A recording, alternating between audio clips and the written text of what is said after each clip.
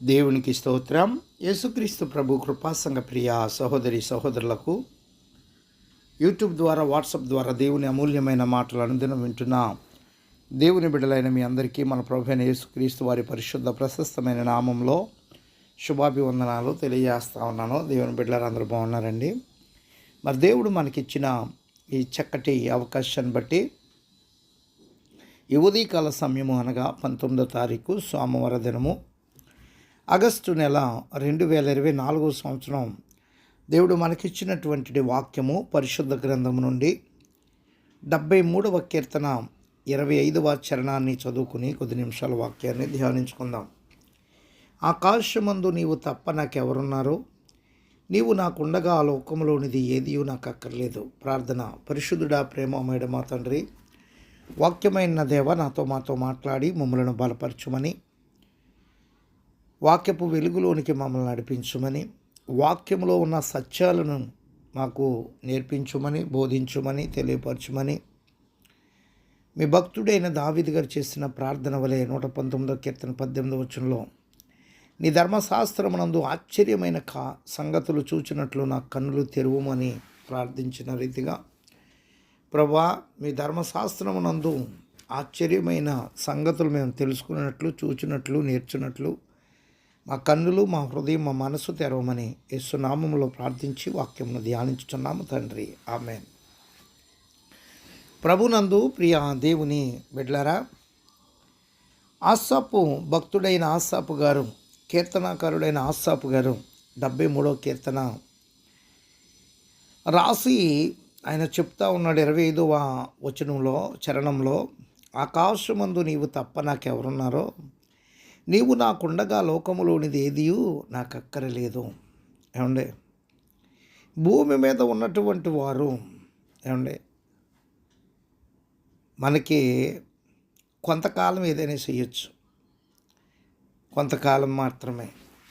తర్వాత మనకేమీ చేయలేరు, ఎందుకంటే వాళ్ళు కూడా మానవ మాత్రులు కాబట్టి.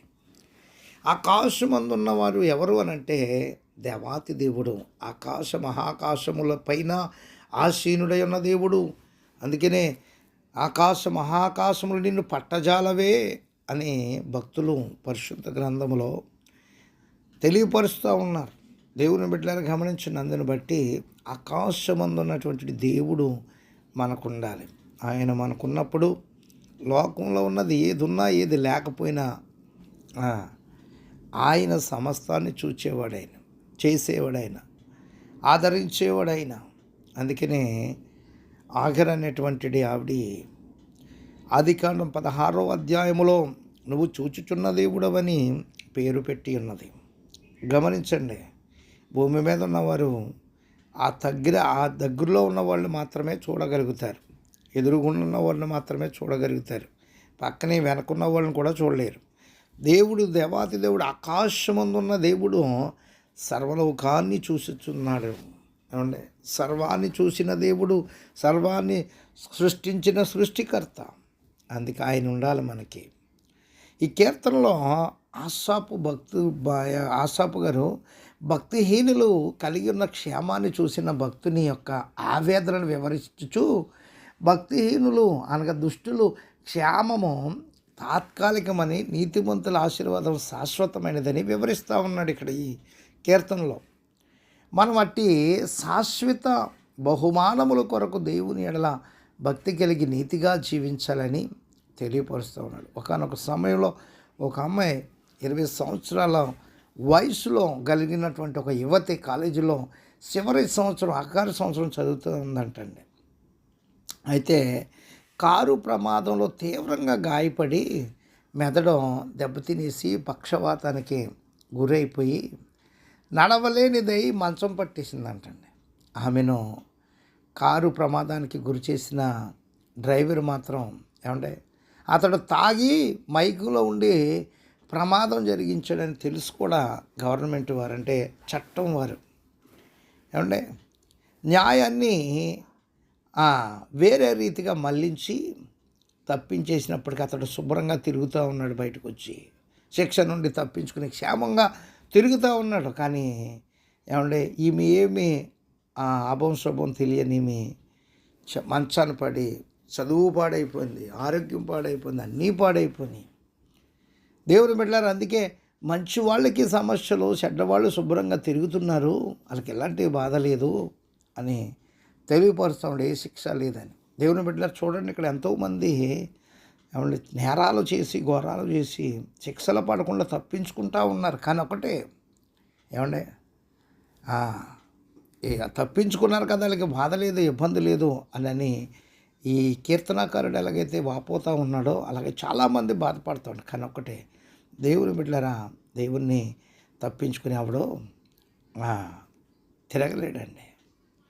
ఇక ఇక్కడ కీర్తనకారుడు ఎదుర్కొన్న సమస్యను బట్టి 73వ కీర్తనలో 1-14 వచనాల్లో భక్తిహీనులు వర్ధిల్లుట చూచి కీర్తనకారుడు తన ఆత్మీయ జీవితం విషయంలో సమస్యను ఎదుర్కొంటూ ఉన్నాడు. కీర్తనకారుడు చూసింది ఏంటి? భక్తిహీనులు వర్ధిల్లటం, భక్తిహీనుల క్షేమము నా కంట పడినప్పుడు గర్వించు వారిని బట్టి నేను మచ్చరపడితేనని 3వ వచనంలో చెప్తా ఉన్నాడు. మీరు దేవుని యందు నమ్మిక లేని వారు, తమ జీవితాల్లో దేవునికి ఎలాంటి ప్రాధాన్యతనివ్వని వారు, అలాంటి వారు భౌతికంగా వస్తువాహనాల విషయంలో వర్ధిల్లుతూ ఉన్నారు, వారికి యాతన లేవు లేక పుష్టిగా ఉన్నారు. ఏమంటే రెండోది, ఇబ్బందులు వ్యాధులు లేకుండా వారికి యాతన లేవు, పుష్టిగా ఉన్నారు, ఇబ్బందులు లేవు, తెగుళ్ళు కలగదు, క్షేమంగా జీవిస్తూ ఉన్నారు. భక్తులు వ్యాధి బాధలతో ఇబ్బందులతో సతమతమవుతూ ఉన్నారు. ఏమండి భక్తులు దేవుని యందు భయభక్తులు కలిగి ఉన్న వాళ్ళకి సమస్యలు, ఇబ్బందులు, కష్టాలు, వ్యాధులు, రోగాలు ఉన్నాయి. దేవుని తెలుసుకోకుండా ఇష్టానుసారంగా ఉన్న వాళ్ళకి ఎటువంటి బాధలు లేవని చెప్తా ఉన్నాడండి. వారు గర్విస్తూ ఉన్నారని చెప్తా ఉన్నాడు. 6-9 వచనాలు, గర్వం కంఠాహారం వలె వారిని చుట్టుకొని ఉన్నదని, బలాత్కారం ధరించుకుందిరని, క్రొవ్విన వారే ఉన్నారని, ఎగతాళి చేస్తుందిరని, వారి నాలుక భూసంచారం చేయను, తమకు ఏ ఆపద లేకుండా వర్ధిల్లుటను బట్టి గర్భహృదయులై బలాత్కారంగా జీవించు దేవుని గురించిన భయము ఏమాత్రం లేకుండా ఉన్నారని చెప్తా ఉన్నాడు. జనం వారి పక్షమున చేరుతూ ఉన్నారని, వారి జనము వారి పక్షమున చేరుతురని, దేవునికి తెలివి ఉన్నదని ఎగతాళి చేస్తూ ఉన్నారని, దుష్టులు, భక్తిహీనులు, అక్రమకారులు, మోసకారులు, దౌర్జన్యకారుల్ని ప్రజలు నమ్ముతారు. వారి చుట్టూ ఏమంటే ఎంతగానో భజన చేసేవారుగా, భజన పరులుగా చేరుతున్నారు. వారు ఎలాంటి దుష్టులైనను సమాజంలో వారు ఎంతగానో నాయకులుగా చలామణి అయిపోతున్నారని, అందువలన వారు దేవునికి తెలివి లేదని వాదించే గర్విష్ఠులు ఉన్నారని చెప్తా ఉన్నారు. కీర్తనకారుడు ఎలా భావించాడు, తాను ఆశించిన దానికి విరుద్ధంగా జరుగుడు చూసి కీర్తనకారుడు ప్రభావితం అవుతూ ఉన్నాడండి. ఎవరైనా మరి వాళ్ళకే మంచి రోజులు ఉన్నాయి, దేవుని యందు భయభక్తులు కలిగి ఉన్న వాళ్ళకి మంచి రోజు లేదు అంటూ ఉంటారు ప్రతి ఒక్కరు. దేవుని బిడ్డలను గమనించండి. భక్తిహీనుడు ఏడలా మచ్చరపడద్దు అంటున్నాడు. ఇక్కడ మచ్చరపడతా ఉన్నాడు. దేవుడు నీతిమంతులకు బహుమానములు ఇచ్చి దుష్టులను శిక్షిస్తాడని తలంచాడు, కానీ దానికి విరుద్ధంగా భక్తిహీనులు వర్ధిల్లుడు చూచి మచ్చరపడతా ఉన్నాడు. మచ్చరం అనే పాపం నీతిమంతులను సైతం పట్టి పీడిస్తుందని, పాపులను చూసి నీవు హృదయమందు మచ్చరపడకమని, నిత్యము యెహోవా యందు భయభక్తులు కలిగి ఉండమని తెలియపరుస్తున్న సామెతల గ్రంథం 23-17 వచనంలో. దేవునికి వ్యతిరేకంగా వ్యాకుల పడతా ఉన్నాడు. దుష్టుల్ని ఎందుకు దేవుడు శిక్షించట్లేదు అని అర్థం చేసుకోలేకపోతున్నాడని తలంచుచున్నాడు. అందుకనే దేవుని ప్రశ్నించుచు నా అంతరంధ్యములలో నేను వ్యాకుల పడుతున్నాను తెలియజేస్తూ ఉన్నాడు. 73వ కీర్తన 21 వచనంలో. అందుకే నిర్మలుడై ఉండుట ఏమండి వ్యర్థమే, నేను నీతిమంతునిగా హృదయశుద్ధి కలిగి జీవితంలో నిర్మలుడనై భక్తితో జీవించడం వ్యర్థమేనని శోధింపబడుతున్నాడండి.